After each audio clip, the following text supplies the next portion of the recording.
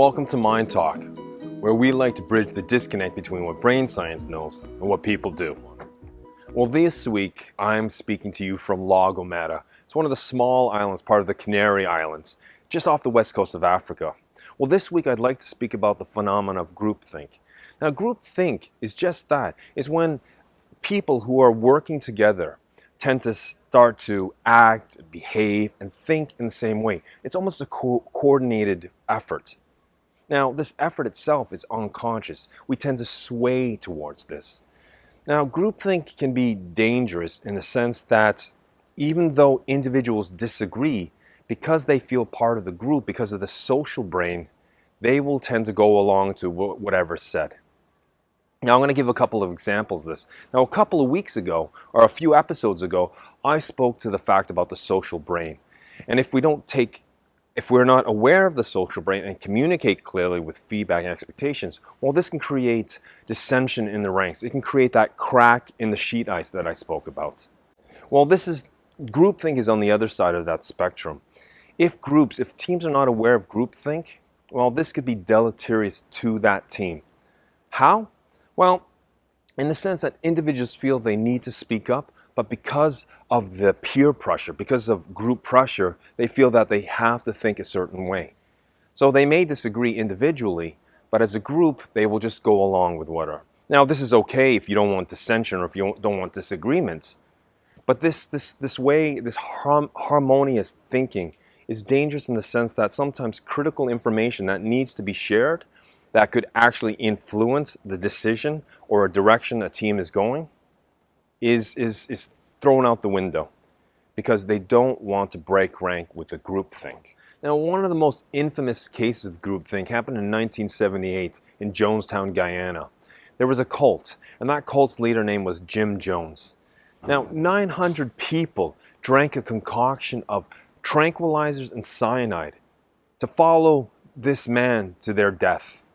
Now, I'm sure there were a number of individuals there who dissented, who had differing opinion, but because of groupthink, because of the power of groupthink, because people weren't conscious and stood up to this, they drank that deadly concoction and let their lives slip away. Now, most cases don't end up so serious, but I want you to think about if you work on a team or you're in a group or some sort of work group or professional group or what have you. Groupthink is something as insidious sometimes as cognitive bias. They just seep in, it grows, it creeps in. Unless we become conscious of ways of taking over and doing away with groupthink, well, it will play out.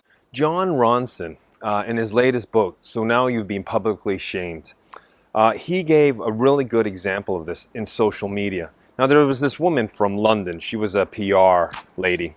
And she was traveling from Heathrow to Cape Town. And she was on Twitter. She had 170 odd followers, according to Jon Ronson. And she would make these sort of little bit off jokes. And this time she says, going to Africa, hope I don't get AIDS, probably not, I'm white. Now, I don't think she meant to be racist, but she was just kind of taking a jibe at her own privilege of being white, traveling to South Africa. So didn't get any response, turned off her phone, slept the flight all the way to Cape Town. When she opened it, all of a sudden she got a Twitter message from a friend she hadn't had contact with in 20 years. And that message says, I'm so sorry of what has happened. So she had no clue. And she got another Twitter message saying from one of her close friends, please call me as soon as you got. You're #1 worldwide on trending. Now, she had received hundreds of thousands of responses to the Twitter, and people actually wanted to destroy her life because of this comment. Now, any dissenting voice saying, well, wait a minute, maybe we should find out, give her a chance to explain. But because of the power of groupthink in social media, these dissenting voices were torn apart. So what are ways we can mitigate against groupthink?